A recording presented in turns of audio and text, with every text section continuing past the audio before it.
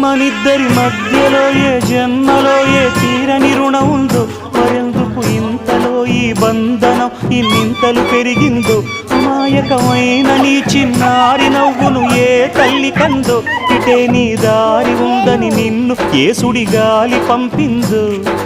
పాపం పుణ్యం దేవుడికెరుక, పేదకు దొరికిన బంగారు కణిక, పాలు వెన్న లేవని అనక ప్రేమను తాగి పెరగవె చిలక.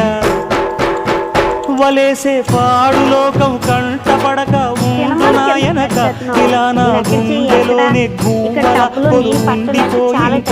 ఇటేకొస్తే ఎముండైనా నిలేస్తానే, మరింక ఏ కీడు నీ వంక రాలేదు.